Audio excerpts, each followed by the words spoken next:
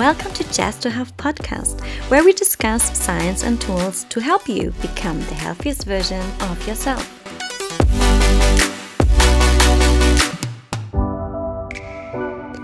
Hello, my friend, and welcome to the episode where I'm talking about my story, my background of psychology and neuroscience, and how I got here to make this podcast, actually.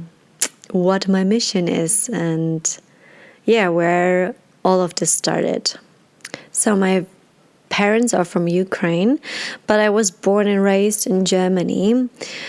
And I was actually raised bilingual. So I was talking Ukrainian to my mother and I was talking German to my father. And then, just the usual stuff. Kindergarten, school. I was not really good in school. I was really bad in German and in languages, and I was also not really good in math. I was really good in sports and arts, but all the other things or all the other subjects were not kind of my subjects. But I ended up doing my school degree, and then I went to New Zealand to do au pair there. And the main reason was because my English was really bad. And I just wanted to improve my English and wanted to do the typical work and travel that we do here in Europe. So I went to New Zealand and I was taking care of two beautiful little babies, twin boys. And that was at the age of 18. And I did it for half a year, 7 months. And then I was traveling around New Zealand and Australia a little bit. Then I came back. I started to study sociology because I thought it is kind of similar to psychology, which is not. And I actually therefore stopped after 1 year, and then I tried to get into a study program of psychology in Malta, which is a very small island south of Italy. But I didn't got in because some biological degree I didn't had.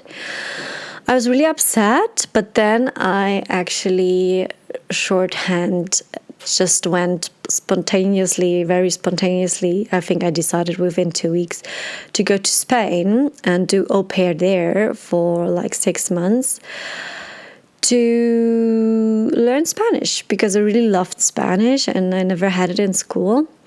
But I really wanted to learn it, so I just went there and I learned Spanish.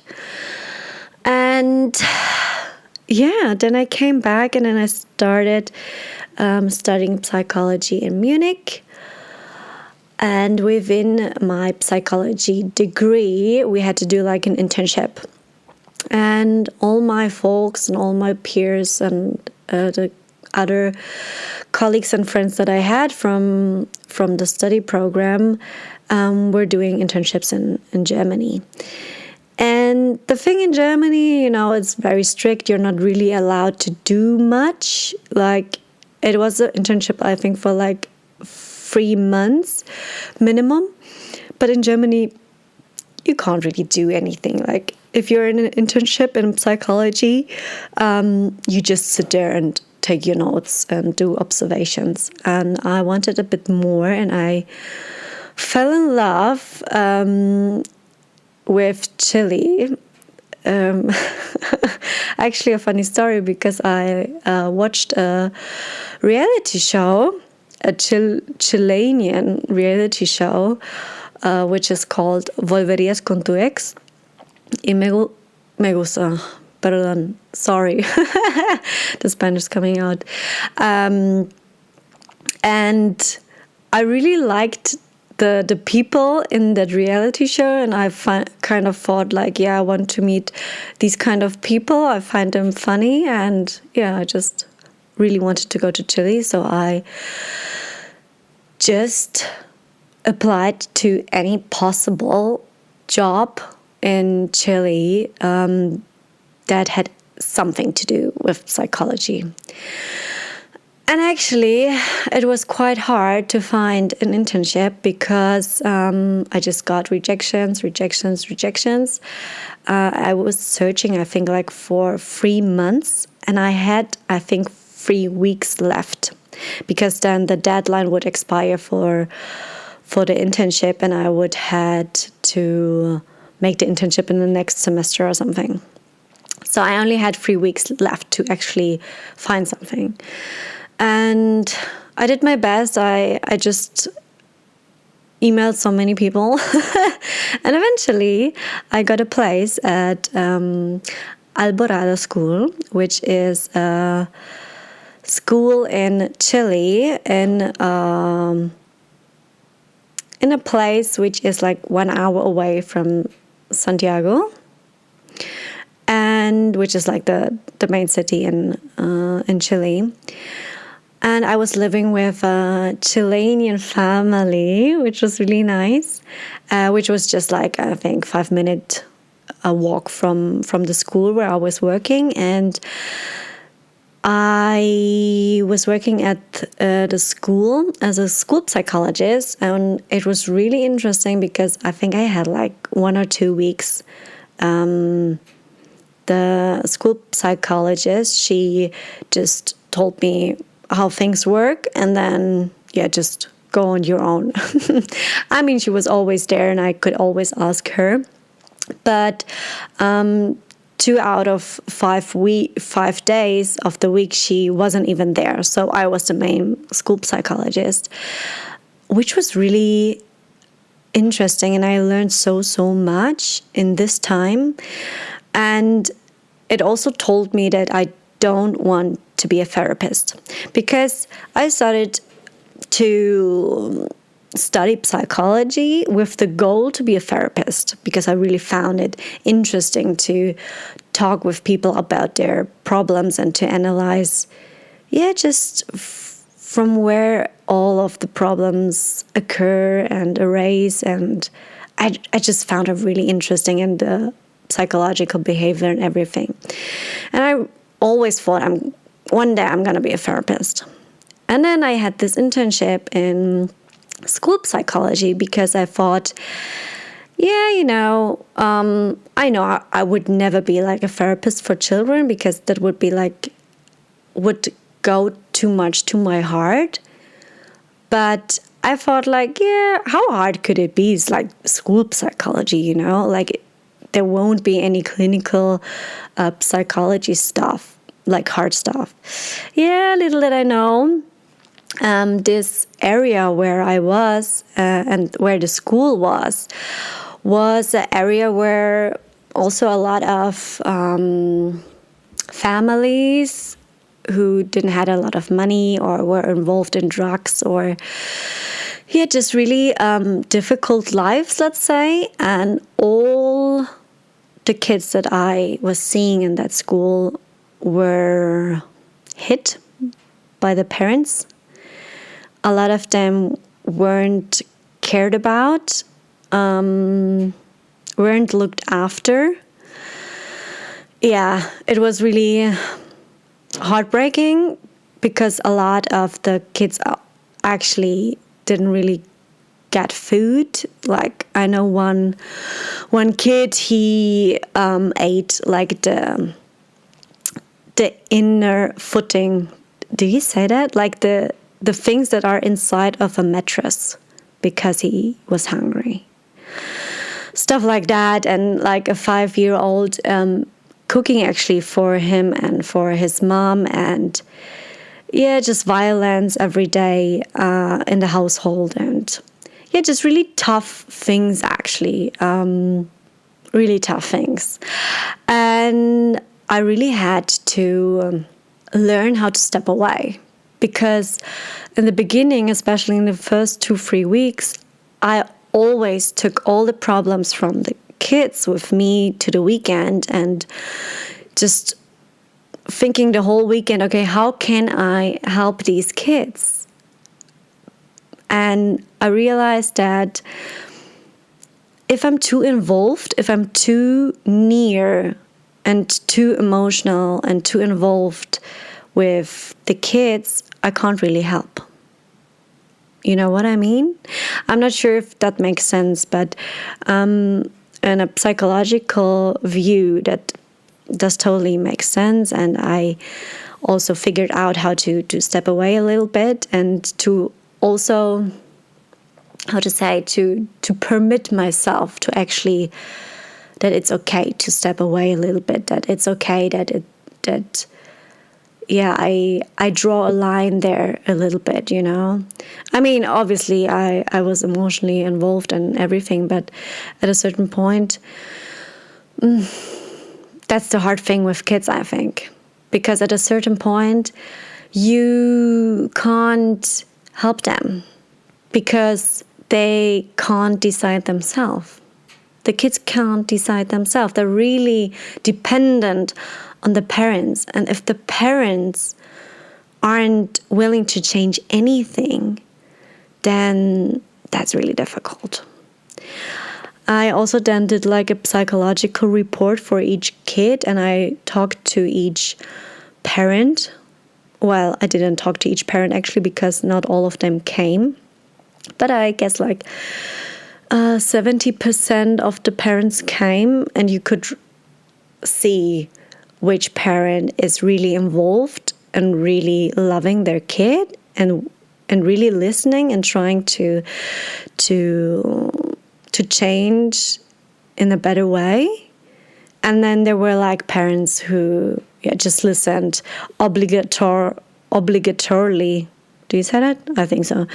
And you just saw, okay, they're not really listening. It's going into one ear and it's going out to the other ear because they don't care, you know. And that was really hard for me, to talk to someone who is responsible for a kid. And I know that there are a lot of things that need to change in order for the kid to have a better life. And the person who is in charge, the parent, is not able or not even willing to change. You know what I mean?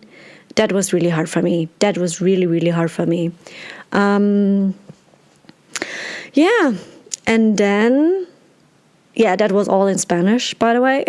And in the first place, it was really interesting for me because I was already fluent in Spanish, but going to Chile, it's another level. The first 2 weeks in Chile, because they have another accent as well, and they have a lot of weird pronunciations, and they have a lot of weird, just different words, you know.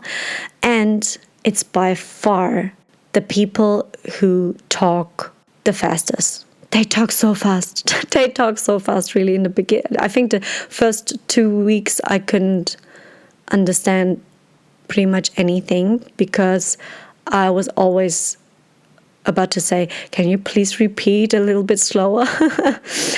But yeah, I figured it out, and I managed to make all the reports also, the psychological reports in Spanish and everything. So everything is figure outable. Actually, I learned that everything is figure outable, even if you haven't ever done something like that. But anyhow, it was really interesting time for me. I was there like 3 to 4 months doing the internship. And the kids are so loving, and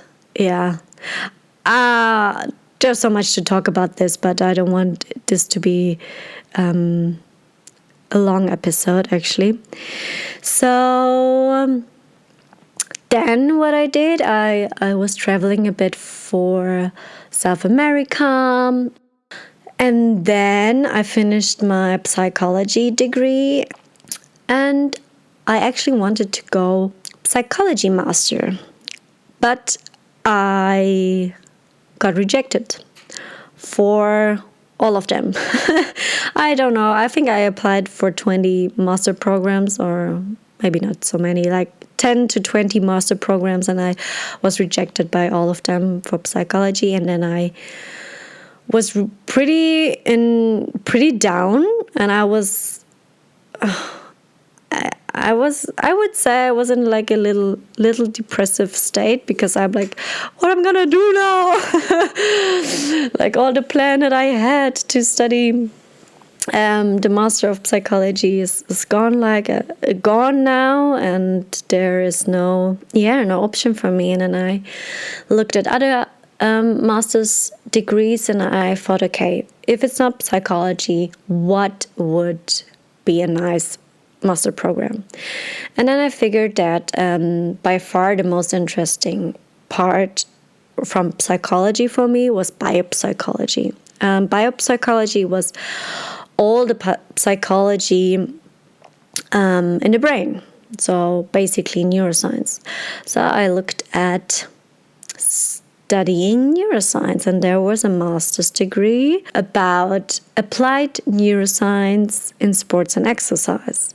So combining sports and exercise and neuroscience, and I found that really, really interesting. So I did that.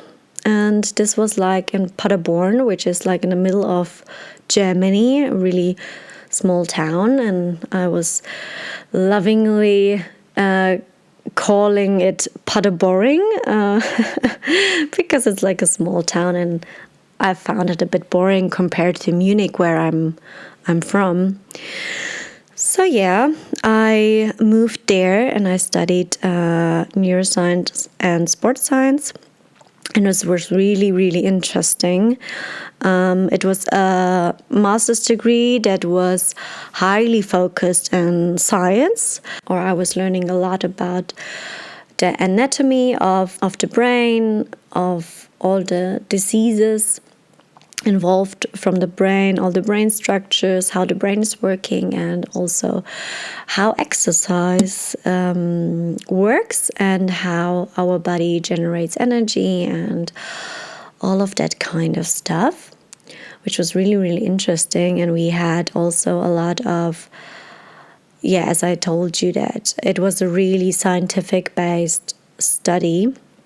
We did all kinds of scientific measurements, such as EEG, which is electroencephalography, which basically means that you pick up the brain waves through electrodes, because it's basically you can pick up the electric activity from the brain, and you can measure it. That's one part of it, and I actually used EEG for my research. So I used EEG in my study that I did in Cape Town. So I basically looked at the brain activity in a specific region of the brain to see if the activity changes if you're just sitting for 20 minutes or if you have interrupted sitting. So you just stand up and sit down, stand up and sit down in between those 20 minutes. If there is any change in brain activity in the specific brain region.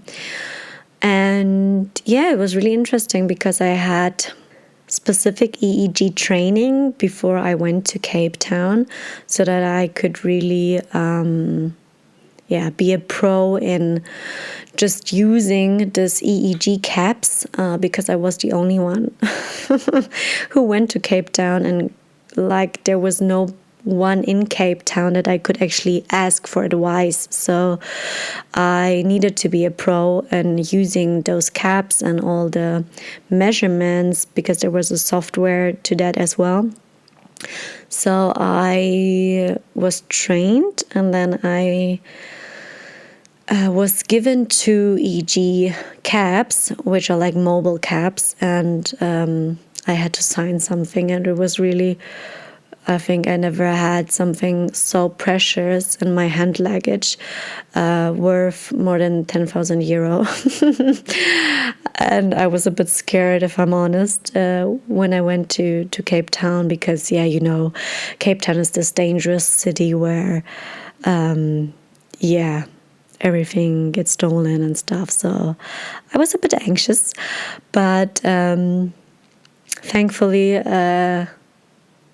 I didn't get robbed, so I could do the measurements, and yeah, I really had a great time there, and I did the study and went to Cape Town without having accommodation at all. Like I just went there, just flew in, and I had a Airbnb for the first 10 days, I think it was, and then I was just looking for accommodation, and then I first went to the campus, and I got accommodation, but only for 2 weeks, which was good because then I needed to figure out where I'm going to stay then, and I saw a better opportunity to go to a shared house for half the money and way more beautiful house. So yeah, I think like everything is figure outable. That's what I learned from that time there as well. And yeah, what else do I have to say about South Africa? I just love it. But yeah, there was actually one other really interesting thing that I got from this semester abroad, because I was in the medical campus and I had a lot of friends from the medical students. And once I just asked the medical student, hey, can I just go with you into a operation? Like, I just really wanted to see like a brain surgery or something. And then one of the guys said, yeah, sure. I just have to see what's on, because apparently medical students can go just on the operations, but not on all operations, and they have to see the schedule and where medical students are allowed to go in. So there was unfortunately no brain surgery going on, but there was a surgery going on where they did a minimization from the stomach. So they were cutting out a stomach and making the stomach actually smaller, right? And it was really interesting because I went there and all the doctors thought I'm a medical student. I wasn't, but I kind of needed to pretend that I am, and they were asking us like medical questions and stuff, and I couldn't answer them. Like I just let my colleague who was a medical student just answer all the things, and there was one other thing that got me a bit anxious, let's say, because there were the phones of the doctors next to us, and we were asked to just pick up the phone, and if there's an emergency, we just need to kind of identify if it is an emergency and if the doctor needs to go out, or and if not, then what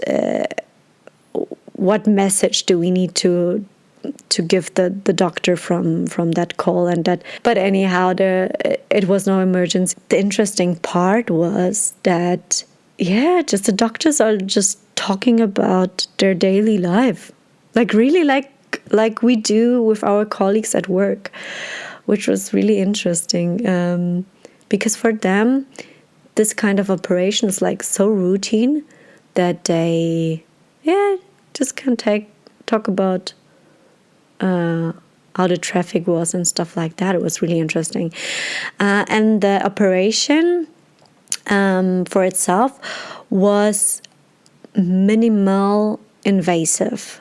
So they didn't cut out the tummy. They just put in little holes, and in these holes, they put cameras and they put all the things that they needed. So to cut something and stuff like that. But it was really interesting that they used all the cameras and all that, these things, right? And what was really fascinating for me was that every organ was covered in fat. Like there was so much fat that you couldn't see the organs. And that was so shocking to me, because this woman was obviously obese, but she wasn't like dramatically obese. And she was like a person who, I would say, I don't know, every fourth person that you see on the street would be as obese as she is. And already in that state, all her internal organs are covered in fat. And the doctors needed to kind of push the fat away to get to the organs. And I was so shocked. I just, like, you could only see fat, right? Yeah, so that was an eye-opening moment for me. That really, if you can see the fat outside already, then you know that there's so much more fat inside. That's crazy. That was really crazy for me. So long story short, I was in Cape Town for 5 months, did my research and my studies with the EEG, measuring brain waves and brain activity. Then I came back and I analyzed all the data, which was, I think I did 3 months straight every day analyzing data, because you need to analyze every second, so it's quite a lot of work. And then I began to write the master thesis, and I'm gonna make an extra episode about my master thesis and what it was about and what the outcome was, because I think it's also very important and interesting. I finished my master's degree and it was already Corona time. I finished, when was that? I think February or March 2021. And then, Corona hits and I was on searching for a job in health promotion or prevention or anything with health insurance or whatsoever. And I couldn't find a job. And it was really tough, because I thought, like, I studied the bachelor's in psychology and I did a master's study in neuroscience and exercise. Oh, and by the way, while I was studying neuroscience, I also worked in a gym as a fitness instructor for groups. So I did classes for groups, like just the usual ones, which is body pump or full body workout or whatsoever. I did that, and when I finished my master's, I kept on working as a class instructor in the gym. But that was basically my only job, because I didn't do that full time.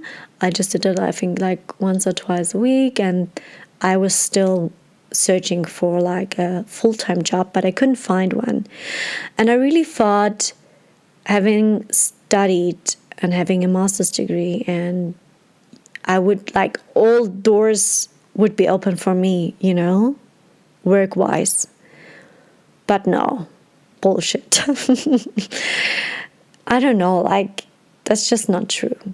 That was like really hard to find a job, because everyone in the work environment wants someone who already has experience, 3 years, but also someone who has a master's degree and work experience. And yeah, I really found it difficult to find the first job. Yeah. But then I actually got into a sales job, which I know has nothing to do with what I studied, but I got into it via a friend of mine. I have to say, I only got the job because of her. Because at first I actually was rejected. So I wouldn't have gotten the chance if there wouldn't be my friend there. And long story short, I got the job and I'm now working in that sales job for over 3 years. And I thought it's only gonna be a year until I find something really nice and relatable to my interests and what I studied. But yeah, I figured out that the things that I want to do, there is no job like that. Because I want to work in health prevention and health promotion, so just to work with people who are healthy, so people who don't have a disease yet, to optimize their health and to actually to get them in such a good shape and in such a good place, healthy-wise, so that they don't even get a disease. And yeah, I don't know. I didn't find a job like that. So in April 2024, I decided to start my own thing, which is Just to Health. And yeah, that's also how I came here.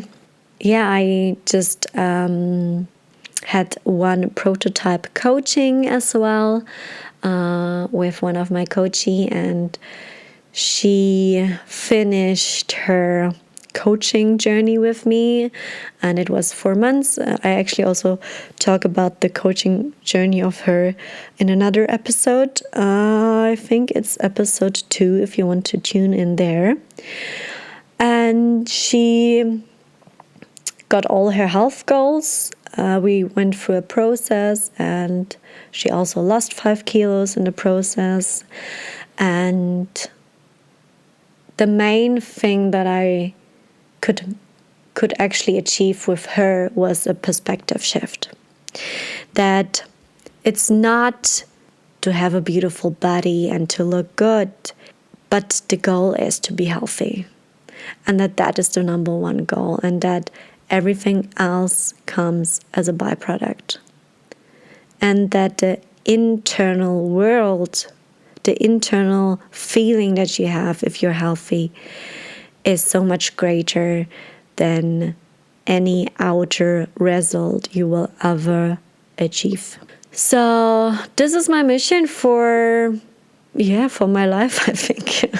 With this podcast, I want to give you all the science and all the background and all the tools that don't require much on a daily basis, but that have a profound impact on your life, right? So this is why I'm doing this, and I'm using all the knowledge that I gained from my psychology degree and from my neuroscience degree and exercise and work experience as a workout instructor, fitness instructor in gyms. I hope that makes a bit more clear why I'm doing what I'm doing and where I come from and what background I have. And if you have any questions, feel free to ask me. Either you can just drop a comment, or you can always reach me on Instagram, or just drop me a DM. It is Just to Health on all the platforms, so Instagram, TikTok, or YouTube. And yeah, thank you for listening, and until next time, my friend, bye-bye for now.